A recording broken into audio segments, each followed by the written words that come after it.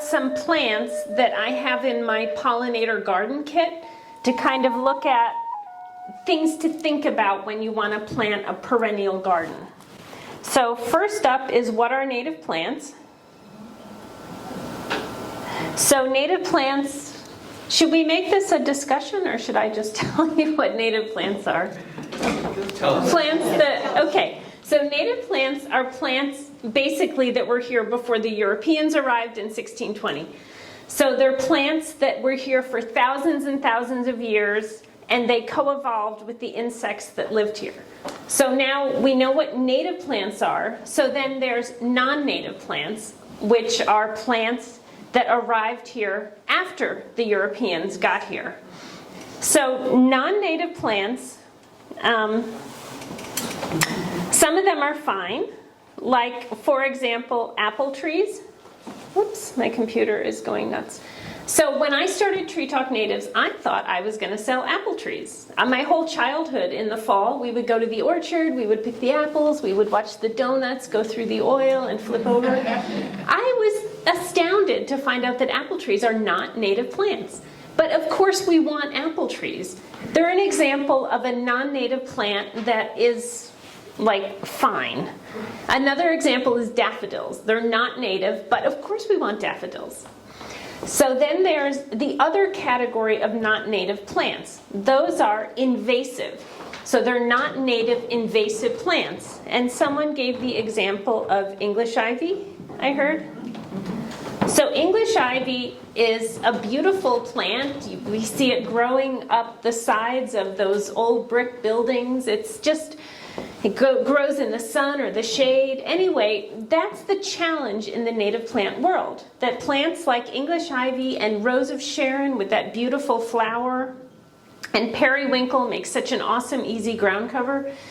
Non-native invasive plants have characteristics that we like, so people plant them.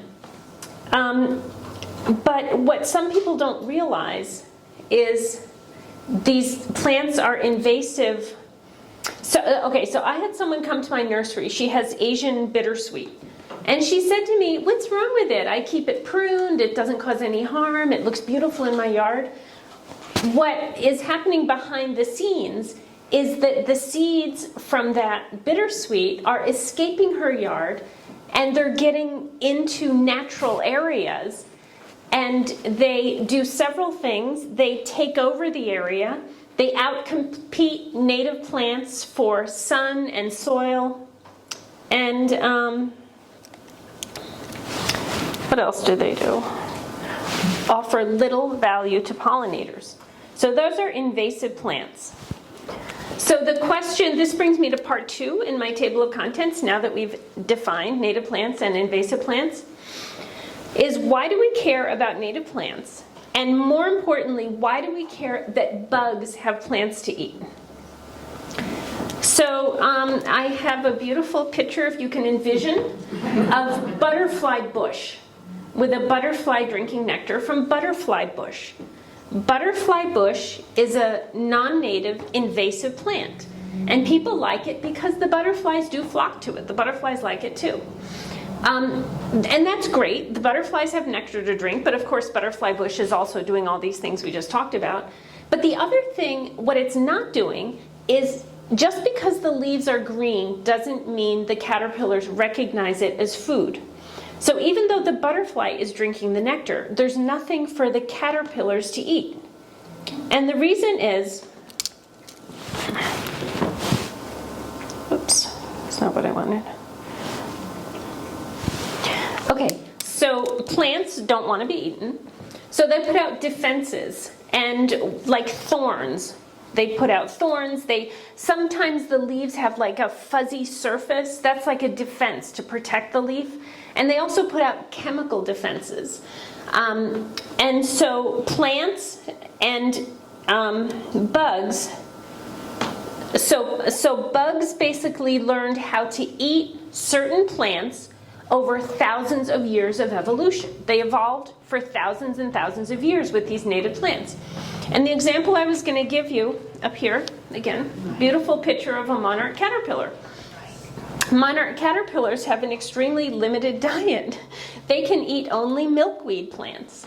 What I understand is, because the milkweed plants put out toxins, so the monarch caterpillar learned through evolution to go to the bottom of the leaf and take a bite, and the toxins flow down to the wound, and the caterpillar goes back up to the top of the leaf and starts eating. And what it's doing is it is taking in toxins, but in small doses at first. It becomes tolerant of the toxins. And then it also protects the caterpillar from predators because they know that if they eat that caterpillar, they're going to ingest all these toxins. So, and then I had a couple other examples, like zebra swallowtail butterflies. Their caterpillars only eat pawpaw tree leaves. And then a couple others, like the swallowtails, they can eat they have a little bit of a broader palate, like magnolia and tulip poplar they can eat. Now I want to get into, okay, so I'm still not into part 3 yet. We're still in part 2. Why do we care? So there's a phenomenon. It's actually called the windshield phenomenon, and I had a picture of a windshield full of dead bugs. And when I drove to Oregon decades ago, I had to stop like every 2 hours to wash the bug guts off my windshield and my headlights. It was you couldn't even see. So scientists tell me that if I were to make that trip today, I would not have to stop quite so much because there aren't as many insects. And in fact, scientists in Denmark studied bug guts on windshields, and in a 20-year period, they found an 80% decline. So the word that's coming out now, yes, is apocalypse. Scientists are talking about an insect apocalypse. We know there are fewer bugs. The exact numbers are a little hard to tally. Among other things, nobody started counting 40, 50 years ago because it was unimaginable that we would be losing insect populations. But like the estimates are a 40% worldwide decline, and of those, 31% are in danger of extinction. So we have fewer bugs. And so we're still working on who cares that we have fewer bugs. Who cares about native plants and who cares about fewer bugs? Okay, so the things killing the insects, there's basically climate change, of course. We can blame climate change on a lot of things, including the insect apocalypse. Pesticides, we're not spraying DDT anymore, but farmers are still using a lot of pesticides. And then the one I want to talk about is habitat loss, and the other one is deforestation. The two kind of go together. So habitat loss and those other things are killing insects.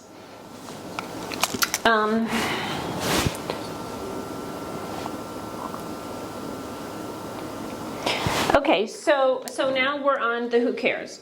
So insects are dying, and as you all know, we need insects because they pollinate, and they produce berries and nuts and other things, other foods. Like if insects went away, we wouldn't have coffee or chocolate or any of these things. We would have some things, like we wouldn't die of starvation. We'd still have leafy greens and other things. But the other reason we care about insects is because they are at the bottom of the food chain.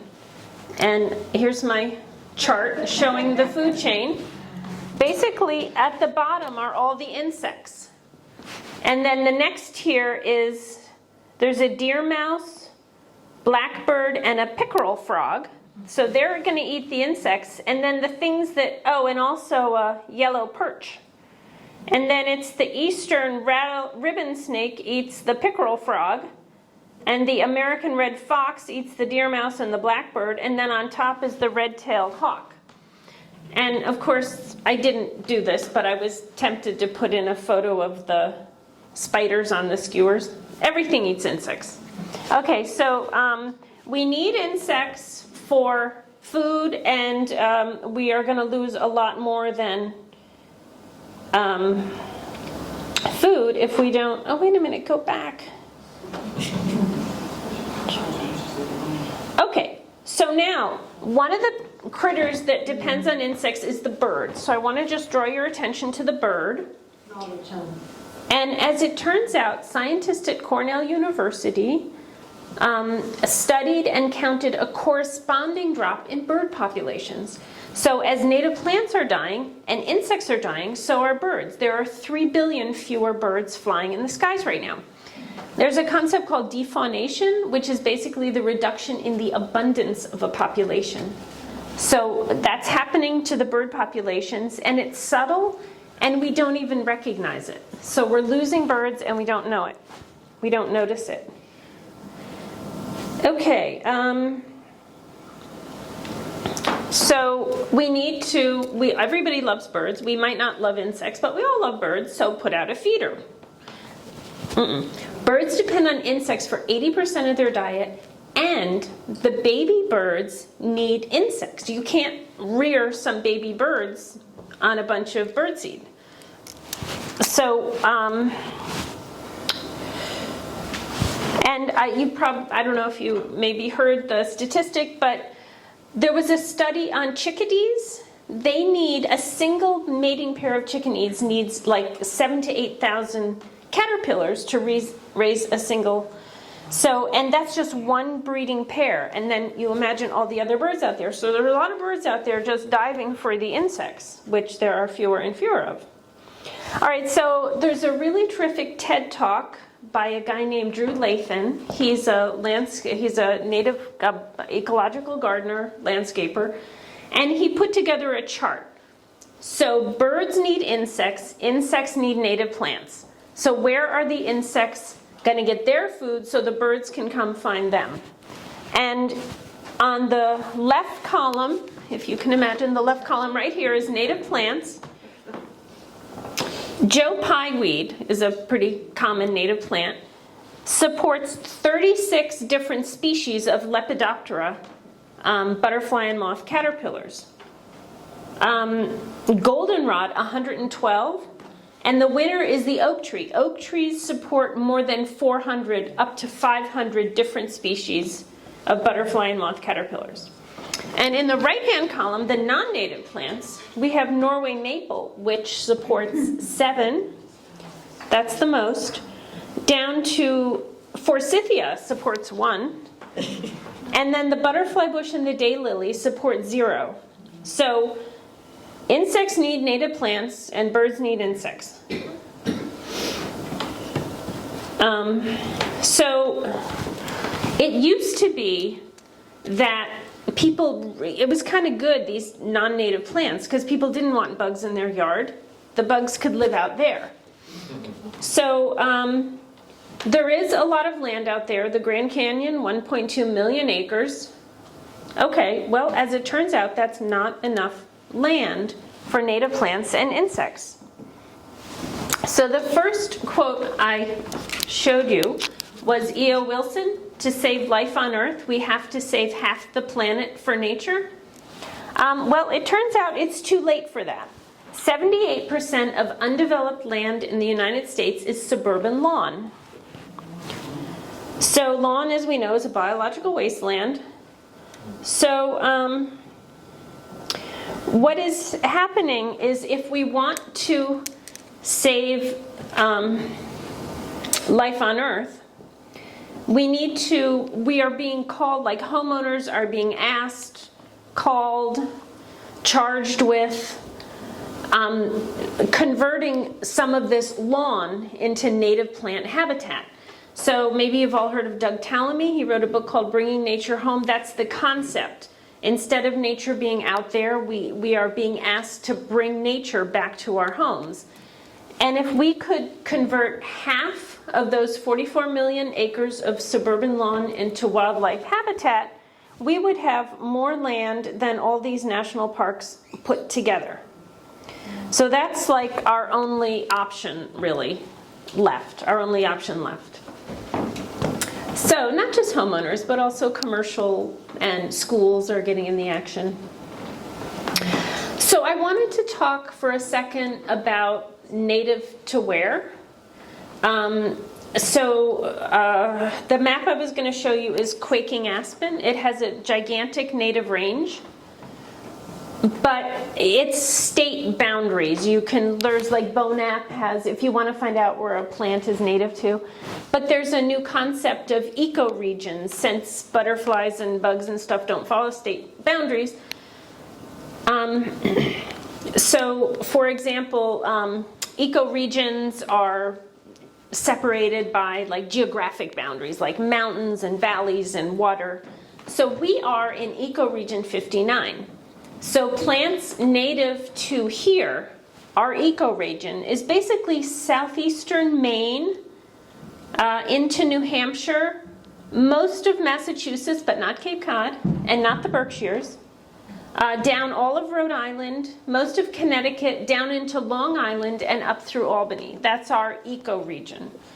So we try to offer plants native to our ecoregion, but we call it the Northeast, native to the Northeast. We have some plants that are native to, for example, Pennsylvania and New Jersey, but not necessarily ecoregion 59, but they're pretty close. We call them nearby natives.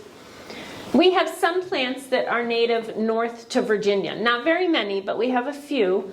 And mostly we have those because we think, and a lot of scientists agree, that it's better to plant a plant native to the southeast than, like a lot of people come to me looking for Coosa dogwood, for example. When they do that, I want to have native plants as alternatives to show them, well, I don't carry Coosa dogwood, but look at these native plants. And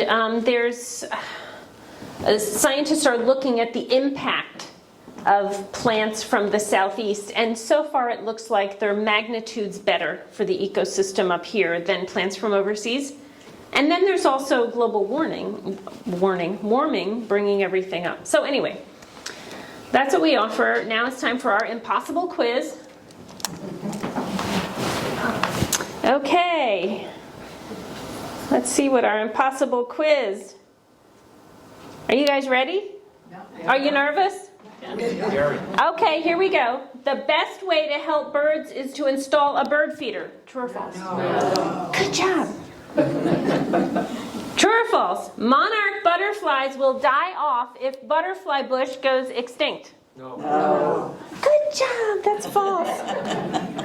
Okay, oak trees feed more caterpillars than any other native plant. Yes. Oh my God, you guys are batting 1,000. Okay, so part 3, I want to talk about cultivars briefly. And now is the part where I really wish I could show you my slides, so I'm going to show you my phone.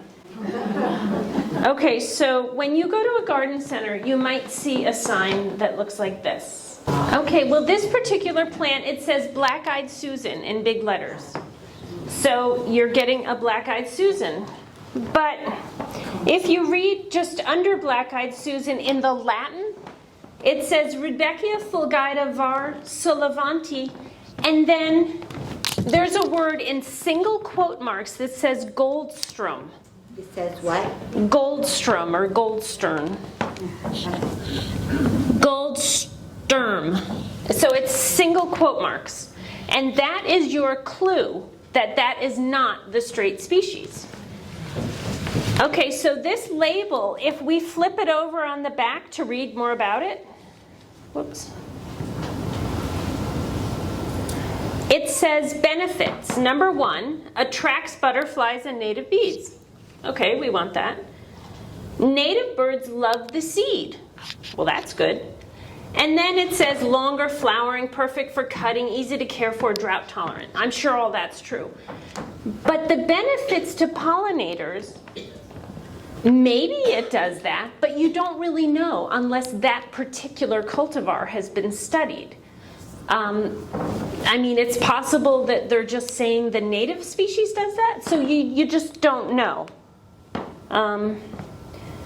So wait, where are we? So can you give a definition of a cultivar? Is any plant that's been altered, hybrid, that's been changed a little bit? Well, a cultivar is a cultivated variety of a plant. But there's different ways to make cultivars. So some are not bad. I find cultivars confusing.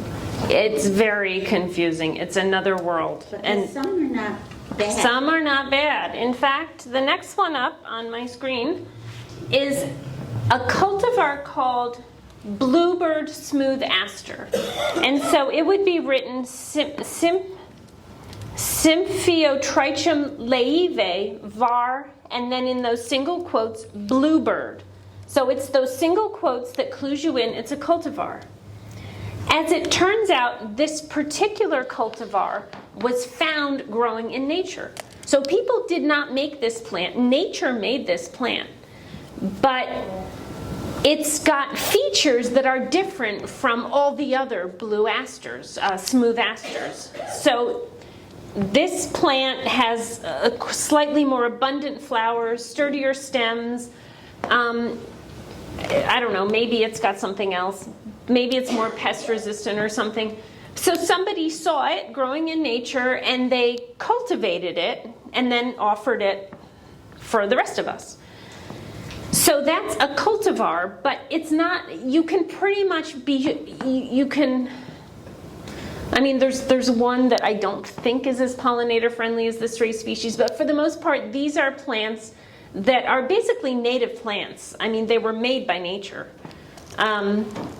So anyway, Bluebird just tells you it's a little different than most of these guys. So what I'm trying to say is cultivars, I think of a continuum. And on this end of the continuum is the ones that are not really manipulated very much. And then as we go down the continuum, we get to the heavily manipulated plants. So I'm kind of starting at the low end of the continuum right here. But how do you tell? Well, you do your research. So another one. So we're going a little bit down the continuum. The last one was found growing in nature. This one is called Carpinus caroliniana, and then in those single quotes, Wisconsin red. So this is the hornbeam tree, American hornbeam. And it's called Wisconsin red because decades ago, a nursery in Wisconsin noticed that some of the hornbeam had brilliant fall foliage and others were kind of meh. So what they did is they started taking seeds from the trees that had the brilliant fall foliage and breeding just those trees. And then they get a higher percentage with beautiful fall foliage, and then they would just take the seeds from those and so on. And so now they have acres of hornbeam that has this beautiful red fall foliage. So it's a cultivar, but it's seed grown and nobody manipulated the seed. So, you have to figure out what your tolerance is. If you're okay, if that Wisconsin red is something you want in your yard, or whether whether funneling the seed down to a small point is not going to give you the genetic diversity you're comfortable with. So we're moving down our continuum. So then, you guys know Franklin tree, Franklinia alatamaha. It's a native tree, and it was found in the 1700s, and the person who found it took seeds from that tree and brought them to his home in Pennsylvania. Then the Franklin tree went extinct in the wild. So all of the Franklin trees today come from those seeds that were pulled from that one tree in Georgia and brought to Pennsylvania. So that, it does not have the word in single quotes. It's just Franklin tree, Franklinia alatamaha. I mean, is that different than Carpinus caroliniana, Wisconsin red? I mean, I just don't think it's that different. So Franklin tree is a native tree, but I mean, in my opinion, it's also a cultivar. And there's a hybrid of Franklin tree. There's a hybrid called Mountain Gordlinia. So we're going down our continuum. Some plant scientists or whatever down in North Carolina took the Franklin tree and they manually fertilized it with another native tree called the Gordonia. So they came out, so then the Franklin tree seeds, then they planted those seeds and they came up with this cultivar, which they called X. Gordlinia grandiflora. So that X in front of the name is your clue that this is a cross. It's a cross between two species. So there's a cultivar. So what you end up with mountain gourd linea is a Franklin tree that is more of a reliable bloomer. It's a little more robust growing. It has more blooms. It's got advantage. Oops, I just turned myself off. Is that okay? So is anybody? No. Can I turn this? Good. Okay, so anyway, that's mountain gourd linea. So that's not a natural hybrid. That was definitely a manipulation. All right, so I started out with that black-eyed Susan that I showed everybody the picture, gold sturm in the quotes. So here's a plant that actually has been studied. There's a beautiful native plant called cardinal flower. Maybe you guys have seen it. It's got the beautiful red, hummingbirds love it. And it has a cousin called great blue lobelia, which is similar, only it has brilliant blue blooms. How's that for alliteration? So these two plants were crossed. Somebody crossed them and created a plant called lobelia, and then in the single quotes, fan scarlet. It looks a lot like cardinal flower. It's touted as having bronze foliage and brilliant blooms. So scientists studied this, and they found that fan scarlet does attract hummingbirds. You can definitely claim it does, but it produces only 20% of the nectar as the straight species cardinal flower. So these poor hummingbirds are like working so hard to get at this nectar, and they're so confused, like how come I'm only getting 20% of the nectar? So there's an example of a cultivar that, benefit to pollinators. Now my last example is called coneflower double scoop bubblegum. When you see double, the word double, a lot of cultivars are made so that the flowers are like doubled or they're bigger. And what happens often with these, like double scoop, is that insects can't even find they don't even know where to get the nectar from because the flower has been so manipulated. And this one, in fact, double scoop bubblegum, attracted 8 insects in 2 years. So when you see double flowers, and often also plants that, like a lot of maples, pretty sure, and redbuds are manipulated so that the foliage is not green anymore, it's red. That is very hard for caterpillars. Caterpillars need green leaves, by and large. So that's my short ditty on cultivars. I did do a blog on this if you want the bigger story. I did have one more, found in nature. It's a bee balm called Claire Grace. Just like the first one, the bluebird smooth aster, somebody found this growing in nature, but it has features that distinguish it from everybody else. It has like a natural mutation that makes it mildew resistant, and it has sturdier stems. And in studies over a 2-year period, the straight species Monarda fistulosa attracted 900 pollinators. Claire Grace attracted almost 700. Again, you have to decide, is 700 enough for the benefit of having sturdier stems and mildew resistance? I don't know. I mean, I can sympathize with the gardener who wants to go with Claire Grace. I can also appreciate the person who wants the straight species. All right, so does anyone have, before I go into planning a pollinator garden, does anyone have any questions? I wanted to ask you about the elm tree. The elms were wiped out in America, and we've had a big program. The town used to be full of elm trees. So there's a program now, and there has been for a few years, of replanting elms. But I'm not sure what to call it, a cultivar, or a hybrid. It's supposed to be more an elm that's more resistant to the disease that wiped them all out. It's a cultivar, and it's fine. Yeah. Now, how did they stay in talks? I assumed it was fine, based on the people who were replanting. But they studied it and it has... Well, the major, like the elm Jefferson and the elm Princeton are kind of the main ones. There's also a Valley Forge. I don't know which one you're going with. But the Jefferson elm, for example, is an elm tree on the National Mall in DC that had natural resistance to Dutch elm disease. So all the Jefferson elm today are offspring of that elm tree from the National Mall. So that's fine. And I think the Princeton is the same thing. So they had some kind of mutation that made them resistant. So they're fine. But are those native trees? Elm trees, yes. Okay. And you said something about a red bud with red leaves? There are redbud cultivars. I can't think of what they're called. Forest pansy. Forest pansy, yeah. Darker leaves. There's something about chlorophyll or something in the green leaves that insects need that they can't get. Okay, well, I can stop here if I've been talking too long.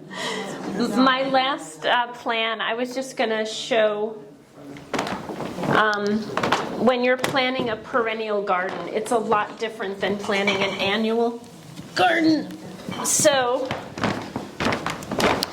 I took the plants from a kit we offer on a pollinator garden kit. And the big thing, as you know, with annuals, you just put them out, you got color all year, it's great. With perennials, there's a couple things to think about. One is they bloom at different times, because you know they come back every year. So some bloom in June, some bloom in the summer, some will bloom August to October. So to get color all year, it takes more planning than just simply putting annuals down. So you want to think about the bloom time, when they bloom. And then the other things you want to make sure they are all basically they're requiring the same light and moisture.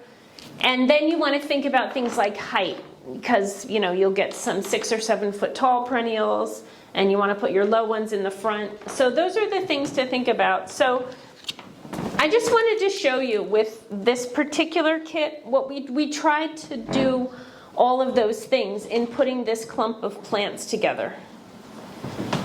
So we have a ground cover, and we chose common blue violet. I think this is the best ground cover ever. I don't know why anyone goes with anything else. Obviously there are other nice ones, but you can walk on it, you can mow it, it flowers, it feeds pollinators. Anyway, so this one is going to bloom June, March through May. So with this ground cover, you've got color, and if you've got it as your ground cover, starting in March, early April, you're going to have color right away in your garden. So the next one, this is Golden Alexander. This is going to start blooming. It actually started in April. I have May through June here, but this has been blooming for a couple weeks now.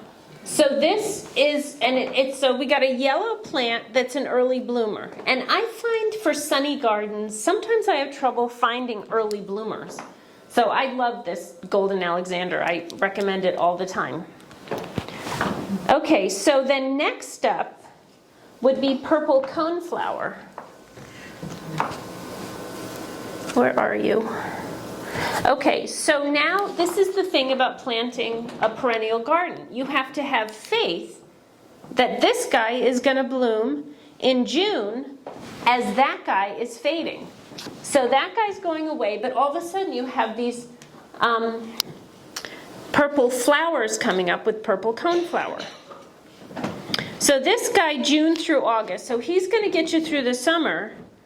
But what's also blooming is this guy, is showy tick trefoil. This beautiful plant, bright pink, is going to get you through August. So you've got July and August here, so you're going to have pink. So you've got your purple and your pink through July and August. Say that name again? Showy tick trefoil. Showy tick what? Trefoil. T-R-E foil. And then starting in August, you've got yellow coming up with your black-eyed Susan. I love these. This is going to take you August through October. So now you've got mid to late summer into fall. You've got yellow all over your garden. But in addition, summer, there's so many choices in summer. In addition, you've got this cardinal flower coming. He's coming up also August or October. So while your black-eyed Susans are blooming yellow, you've got this red cardinal flower going in your garden. And then later in the fall, here's New England aster. This is a big, tall perennial. It's going to go in the back of your garden. It's beautiful purple. You should actually put some Joe Pye weeds in so you get the two of them together. And then late fall is not only the asters and goldenrods, that's the fall. Here's showy aster. It doesn't look like much right now, but come late fall, I don't have the month, but like late September, early October, further into fall, you're going to have, so then you're going to have your purples and yellows, and sprinkled throughout your garden, you're going to have this, with that weed right there, you're going to have this little blue stem, this grass. This was the perennial plant of the year for 2022. A little blue stem is, some people say it's evergreen. That hasn't been my experience, but some people say it is. This is going to get taller, and in late summer, it's like a kaleidoscope of colors. That's what they said at the Perennial Plant Association. It gets like yellows and reds and purples. These inflorescence just change into these beautiful like fall colors. So, and this grasses add like it's all natural, but it adds a natural touch to your garden. So grasses, ground covers, plants that bloom at different times. Perennial garden. No sweat. Nothing to it. Okay. Thank you. Does anyone else have any questions? What was the one you said you could mow over? Oh, the common blue violet. That blooms early? It starts blooming in March. You don't have trouble with the rabbits with that? I don't, but even if you do, I mean, it's so hardy. Yeah. Yeah, but you need a little. Do you have on your PowerPoint presentation things, do you have a page that has all the information you just talked about these guys? Yes.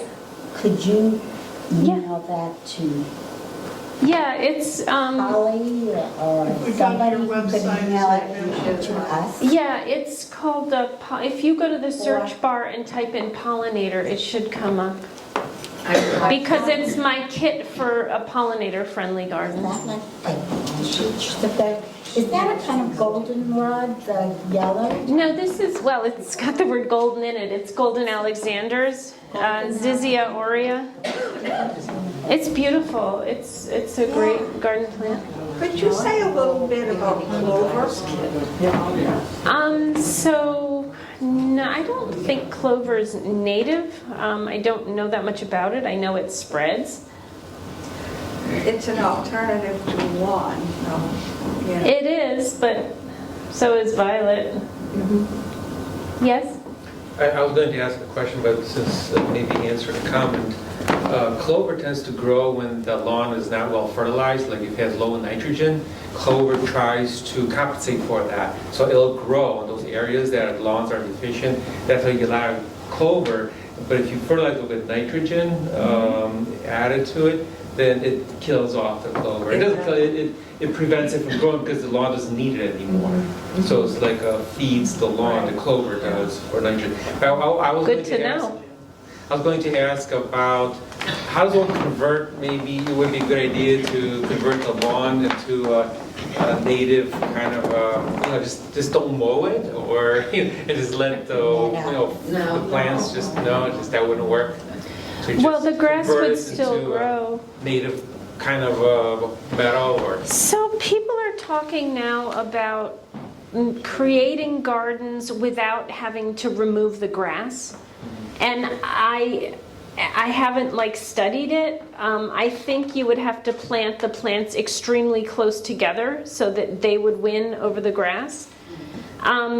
I've been doing it kind of the old school way of putting cardboard down where I know I'm going to want my garden and killing the grass, because you really need to do that.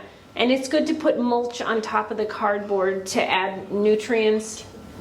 It's the easiest way that I know of. But I found that like there are a lot of dandelions that are sprouting and they spread very well. And then you have, like, if you don't fertilize, you'll get clover, which is very pretty, those purple flowers. And it has they'll just take flowers. over, pretty much, if you don't. But if you put the cardboard down, nothing underneath the cardboard is going to survive. I know, but then when you take it off, then you get weeds growing. I mean, Well, at some when you point take it off, it should be bare earth, and then Yeah. you plant your plants and you put in your ground covers. And yes, you do have to weed gardens, but the denser you plant and the fuller your plants get and the more your ground cover spreads. But what he said, like, Things like, I've done that for a couple of years, and Yeah. I'll do it again this year. Yeah. Add more clover Yeah. seed, and that's and right. not mow as often. Yeah. So I get the flowers and stuff, but when the grandkids are gonna come out and play back there, then I'll mow so there's fewer bees on and then let it go again and get taller. It always grow tall, Yeah. yeah, like You can 6 do inches that. or more. I mean, I I don't. just tried a lazy way of. Succeeds. Yeah, it's on my list. I'm gonna try to figure out this, create a garden without removing the grass, because the way I've done it, all I can say is if you put cardboard down, don't put straw on top unless you know it's not going to seed, because we did that and we have ridiculous weeds. If, I've been practicing no mow May for a couple of years now, and the indigenous stuff comes through. The clover will, when you start to mow again, the clover's going to come back. Clover's a nice thing for bees. Sometimes it's red, sometimes it's white. The little white clovers aren't very tall. The bees like them. Yes, they do. And putting cardboard down is good. It will kill the low root system grasses, but whatever existing seeds, weed seeds that was rather tough will come back too. But like I say, you got to weed your garden, so you got to weed your garden anyway. But There are some aggressive native plants like golden groundsel, which does outcompete a lot of the weeds. Like if you could get that going, something like that. It has these evergreen rosettes, and it's actually, I'm so frustrated with the weeds from the straw seeding in my garden that I just sent like 5 golden groundsel to my husband to put in the garden. That's great. use salt marsh hay, real salt marsh hay. You don't get the weed seeds that are in farmer hay. You've got to really make sure. Even go get it yourself at the water's edge. It washes in like at beaches in Gloucester and Rockport pretty readily. And you can get quite a bit of it. It makes a great mulch, and it won't seed in because it just won't do that. It is the high salt content and stuff like that. And it won't, the salt content writing won't hurt what you're trying to grow there. So, That much. wait a minute, what's that called again? Salt marsh hay. Salt marsh hay, I'm just gonna make a note. You can buy it, but you can get it on the beaches of Gloucester and Rockport a lot. Usually right after a big storm. I know where it is. Well, in Mattapoisett, I can probably get it. Yeah, you definitely can. I mean, Plum Cove Beach, Okay. you can get a bunch of it. Okay. Yes? Comment on wild strawberry. Yes. Oh, I love wild strawberry. It makes a great ground cover. It's an alternative to violet. It has pretty little white flowers that come out very It's early. over. What? It takes over. It's good. It's a great plant to take over. Let the bunnies Yeah. go. And the strawberries are the sweetest of all the native fruits. They're small, but they're tasty. It doesn't get very big, it's pretty low to the ground, and it spreads by sending its arms out and rooting. In fact, when I want more strawberries for the next year, I put pots with dirt all around kind of the mother strawberry plant, and I keep sticking the new roots in the pots. It's a good choice. I like it. I've always thought strawberry would be great in a raised bed because then you can easily try to harvest the berries. I've had better luck with with wild strawberry than I've had with, I love violets. And I've tried and I've spent a lot of money buying violet plants. They don't seem to like my yard. I got 3 plants that came back this year, but 3 little patches. But the strawberries are, they're great. That's strange. And the strawberries will withstand the myrtle that was already there. So the myrtle comes out, but it doesn't, the strawberries say, sort of. You might want to get your soil tested, the soil testing labs, and you just tell them you're trying to grow Fragaria virginiana, and they'll tell you if you need to amend your soil. You would think that, though, that violets, would grow most anywhere. Oh, you're trying to go. But again, I don't know, amend your soil, but then you have to keep amending it. I don't know. Yeah, you'd think violets would grow anywhere. Okay, well, thank you.